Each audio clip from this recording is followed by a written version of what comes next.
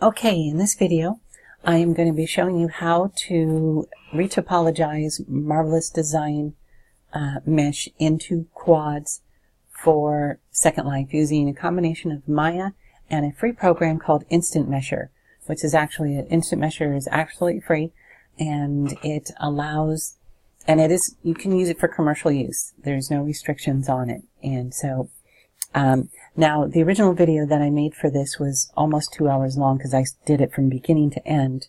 Normally, it doesn't take 2 hours to retopologize the mesh. It was simply because I was talking while I was doing it, and I tend to go into a lot of detail when I'm talking. So, after I recorded it, realized it was close to 2 hours long, or 2 hours long, I realized this was way too long. And so what I'm going to try here is I'm going to try, in a minute, the video is going to speed up to 4 times as fast. But I'm going to narrate over it. So the narration, my voice will be normal speed, but what you'll see on the screen will be moving at a 4 times faster speed. Hopefully what this will do is I will simply describe what I'm doing at the time, give you the important information of what I'm doing at the time, and it will probably keep me from going into a lot of extra detail that you don't really need to know how to do this this method. Okay, and this will allow you to end up with having UVs exactly the way they are in Marvelous Designer. Okay, so here we're beginning. This is the mesh that I'm going to be using. You can see it has some folds, but the folds don't look that great. And here are the UVs. There's 2 pieces for the front and 2 pieces for the back. And the first thing I'm going to do is I'm going to merge these 2 in the front. And you just have to click on one edge, right mouse click, and click merge. Same with the back pieces.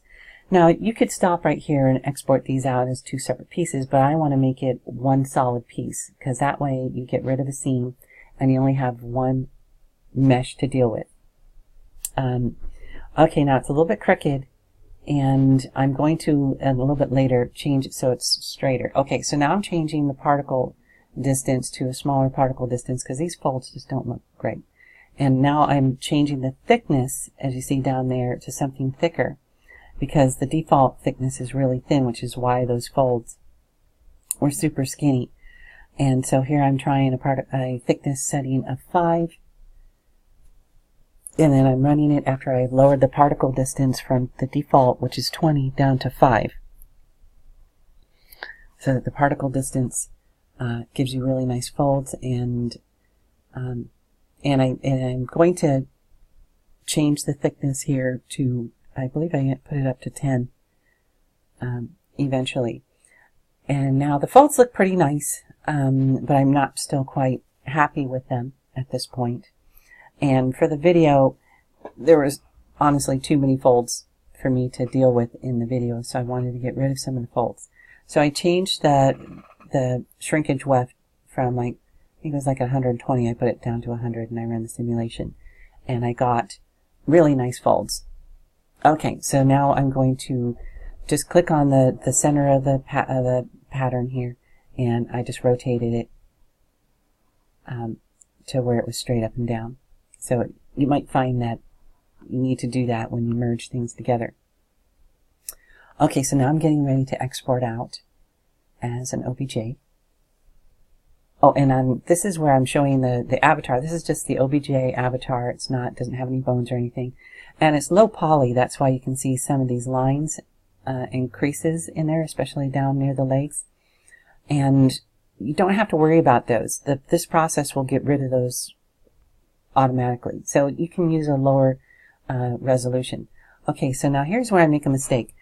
I should have exported it out as an unwelded thing, as unwelded, but I ended up exporting it out as welded. And so this is actually where I made a mistake. Now I'm in Maya, and I'm going to import what I just exported out. And I'm just showing you there the UVs that are exactly like the pattern. And I'm showing how you can manually resize the UVs using the layout UV so that it fills up the whole UV pattern set there. That's very important, and that you want it at the center. And then you just have but I crashed. I crashed. So I'm showing you a second way of doing it. of setting up the pattern, so that it just makes things a lot easier. Now we're going to be transferring the UV. So what we're actually going to be doing is we're going to create a duplicate, and then we're going to be using a script to make this duplicate flat in the same UV pattern layout, which is very similar to my old video showing how to do this. And so here it is, flattened out. Took about 5 minutes to run. And now I'm going to do a planar projection from the top, so that it will set the UVs right in the middle. This is the other way you can get the UV set to their maximum size and right in the middle of the UV grid. So I'm doing a planar projection real quick, and I'm just using the camera, and I clicked on the top. You can set it to Z if you want to, and there it is. I created the UV pattern. Now I'm going to transfer this UV pattern from this flat version to the 3D version, which is the first one I moved in. And you can see they're two different versions. Now we're going to use transfer attributes, and we're just going to use current and component. And you select the flat pattern first, and then shift select the 3D pattern second, and hit apply. So now they both have the same exact pattern. Okay. And you always want to delete history as you go along. See, now this is where I messed up, so I just re-exported out with with it unwelded, and I just because I was having trouble transferring the UV pattern over, because the meshes were technically too separate. So here we go. Actually, this is where it actually works correctly. It didn't transfer the first time because it was welded, so I had to export it out as unwelded. Okay, so now we're all set up. And you can actually still see the folds in the flat pattern. That's because the vertex normals keep their normal positions even though it's flat. But what we're going to do is we're going to duplicate the mesh again here in just a second. Oh, I'm showing how you can set up some ambient lights to see these folds a bit better.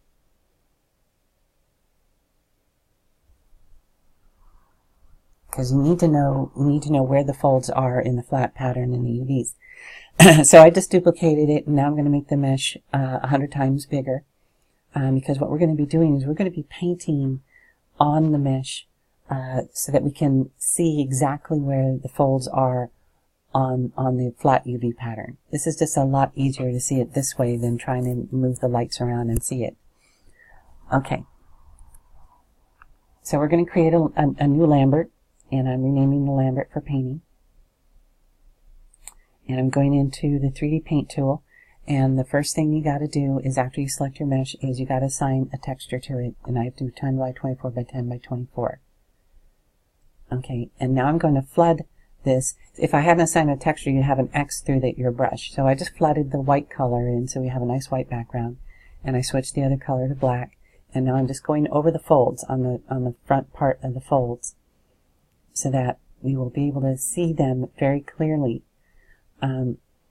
Now, this fold back here, as you see, it kind of folds up, and when it folds over onto itself like that, it's really important to know where you want to have the UV edge running. So I'm going to use a separate color here in a minute and really color in the top so we can see the top of the fold where you really want that UV edge, to be. Okay, so I'm picking a different color. And so I'm marking the top so that we really know where the top of this particular fold is, because it's kind of a complicated fold that folds over onto itself. Okay. And now I'm showing the seam, the one seam that is actually there. I'm going to try to mark that seam so that we can even see the two different sides of the seam. So I colored it in this teal blue color, and now I'm going to go back and finish up the top of the red.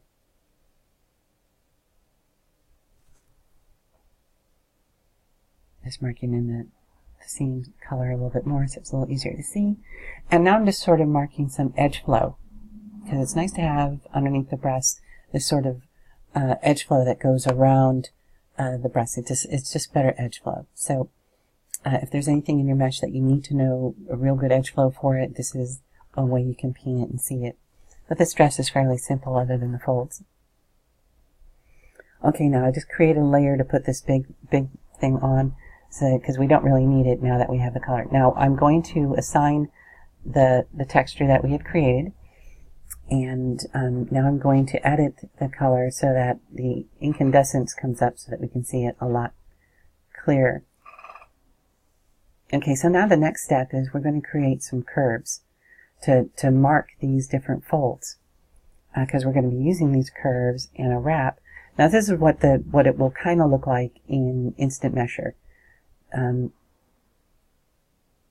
Okay, so and we're going to do you could use linear to do these, as long as, but I prefer a nice smooth curve, so that's why I'm using the two. And so I'm going to do this for each one. And okay, so I made first curve, and now the second curves where the folds actually go all the way to the edges where the seams are, I'm making the curve actually go beyond the edges of the mesh.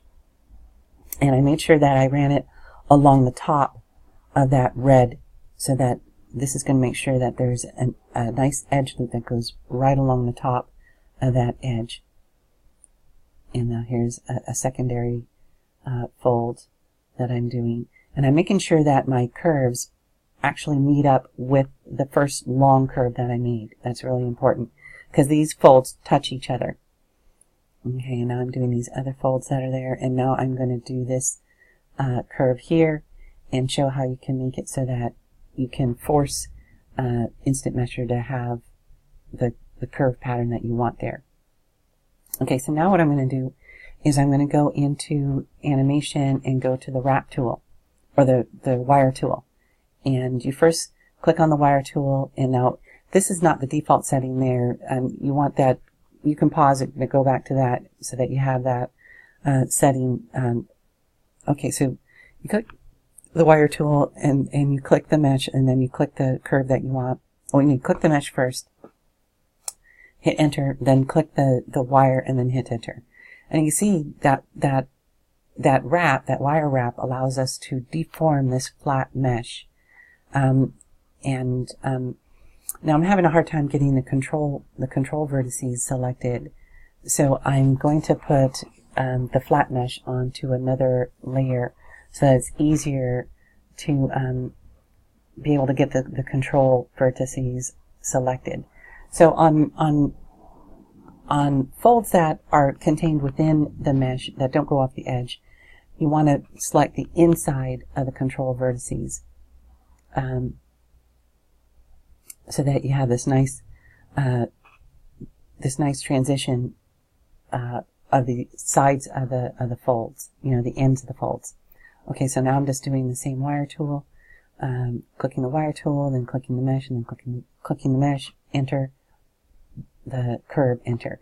And you have to click the wire tool each time, although you can hit the G key once you get the wire tool going. So that's all I did, is I created all these wire wraps for all these different ones. Now I'm going into the control vertices, and I'm going to pick the control vertices of these different curves. And you notice that some of these control vertices I didn't select, because those are the folds that end on the inside of the mesh. And I also did that for the one underneath the breast. Okay, so you can see here I'm lifting it up. I'm lifting it up, and because this is going to tell Instant Mesh how to where to draw this extra topology.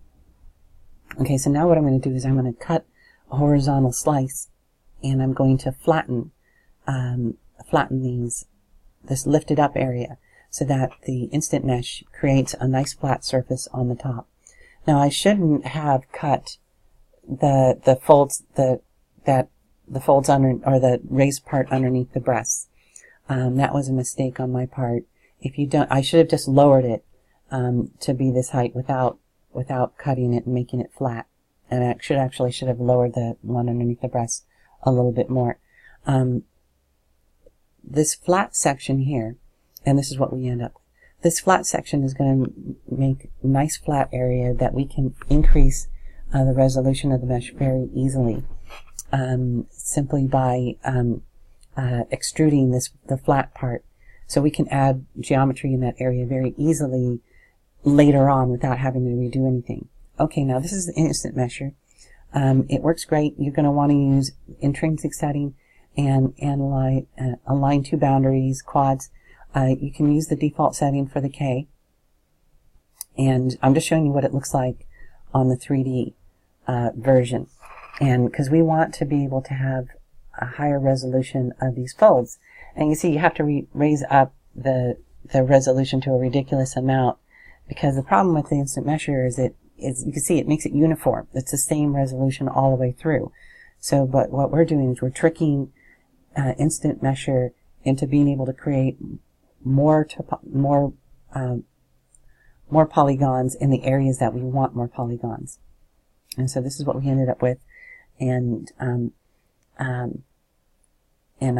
I'm showing here, this is where I had messed up. So I'm just smoothing this area and lowering it. Because we don't want this flat area to have more resolution. We just want it to force the program to follow the resolution. I mean the edge flow that we want in that particular area. And you can also do that with these paint brushes, where you see the little tools with the comb and the other brush underneath that. But sometimes it's easier to do it the other way. So anyway, so once you get it, you go to extract mesh, you go to export mesh, extract mesh, and that looks pretty good. And now we're going to export this out.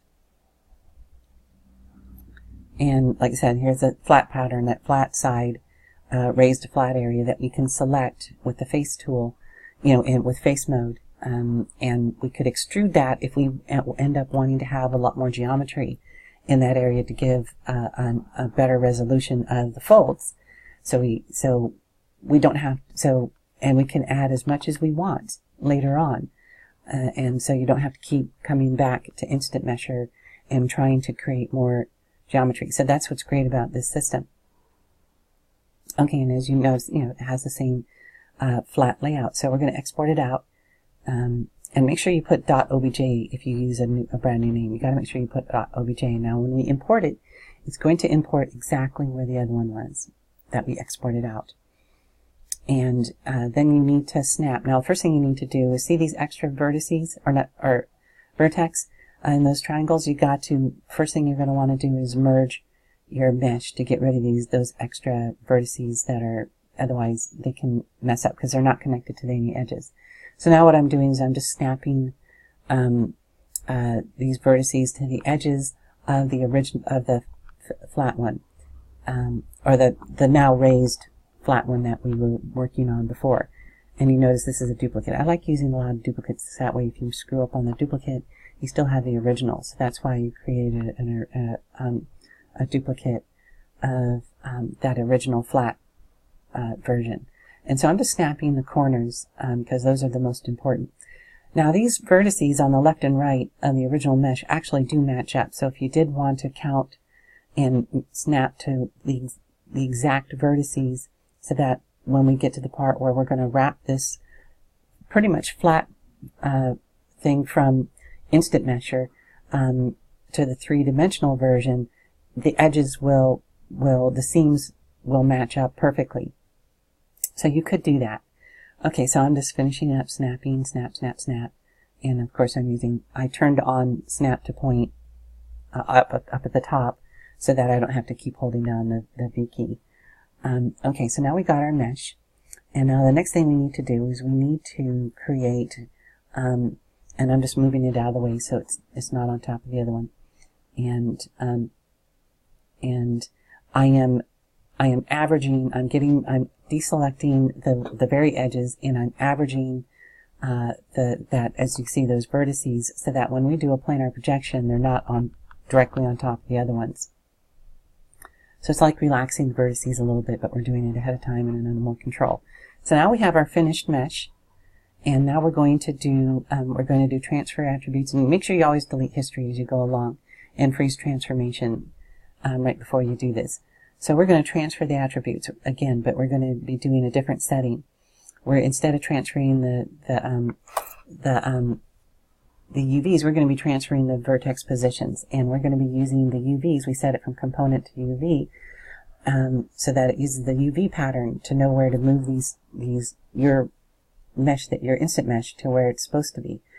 Okay, and now I selected both of them, and I deleted history, and then I moved the instant mesh over to the side, and now here we have our three-dimensional mesh.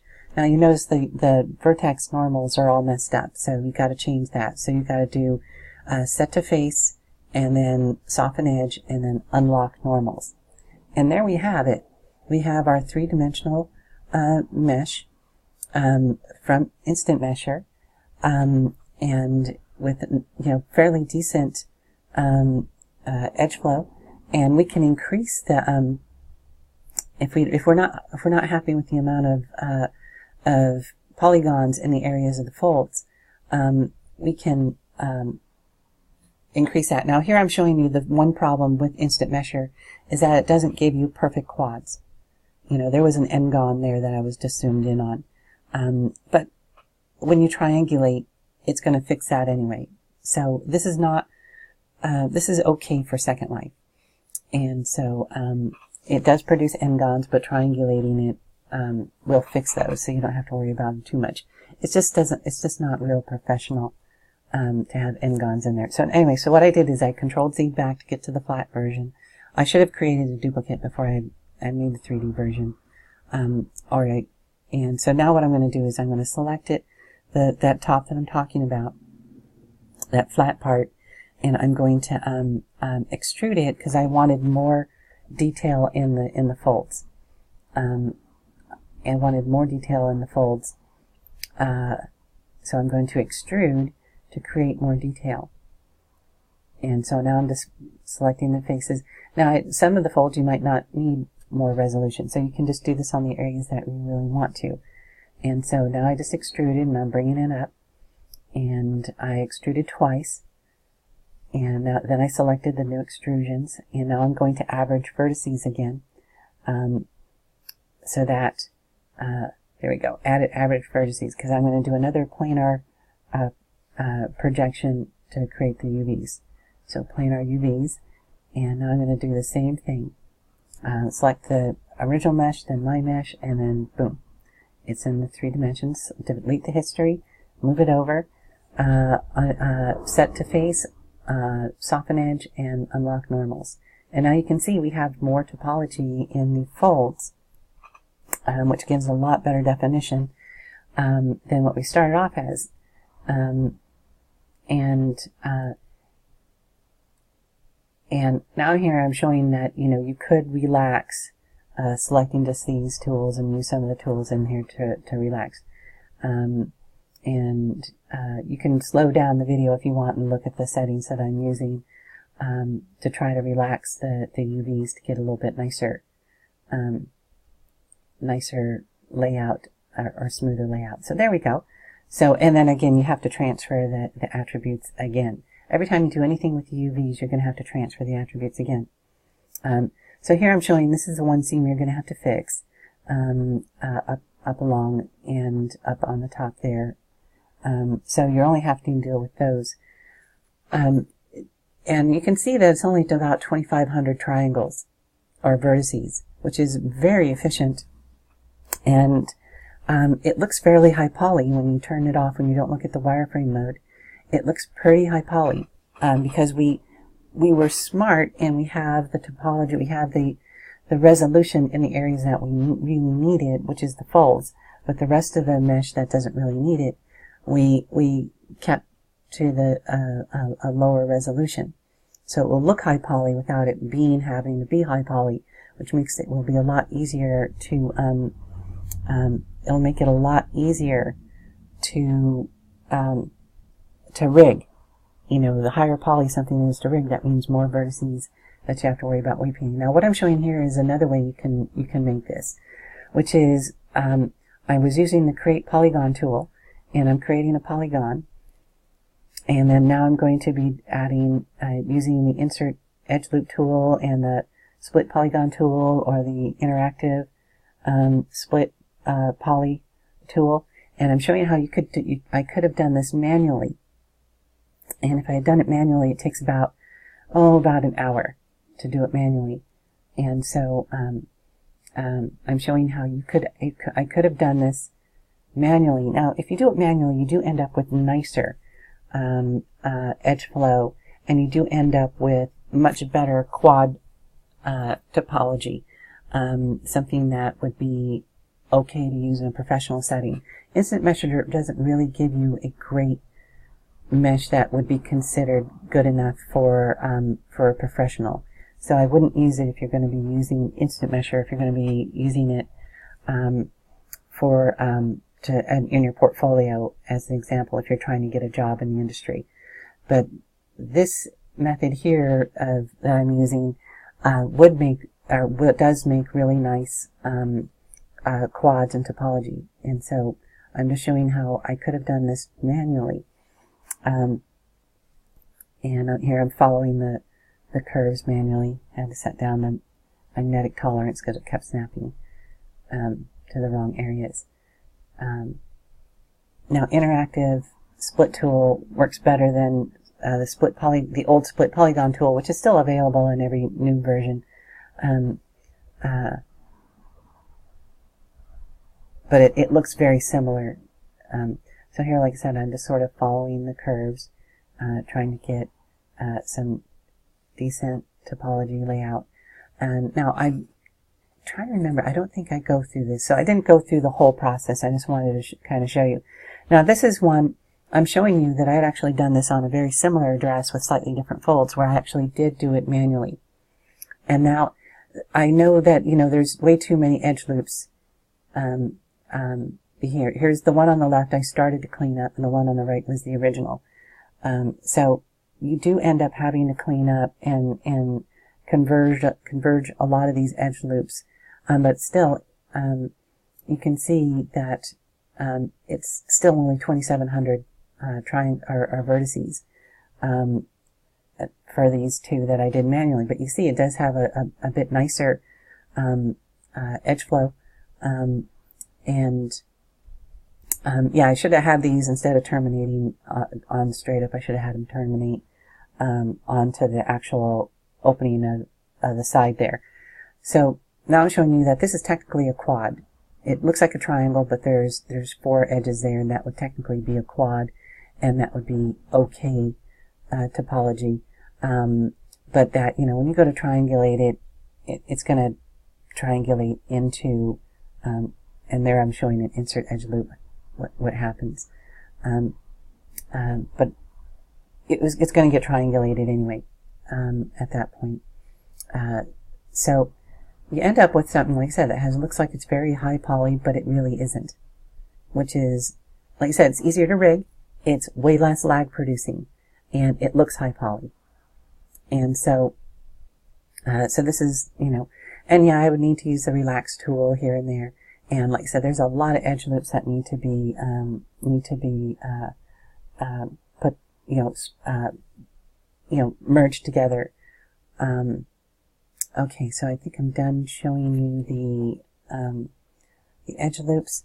So, like I said, this mesh turns out pretty nice. It's not perfect.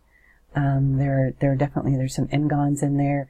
I'd probably, you could clean this up a bit more before you make your 3D version. But it really only takes about 20 minutes, 15, 20 minutes to do the method that I'm showing you here, of using the Instant Mesher. And really does produce something pretty quickly, efficiently, and you end up with a pretty nice product.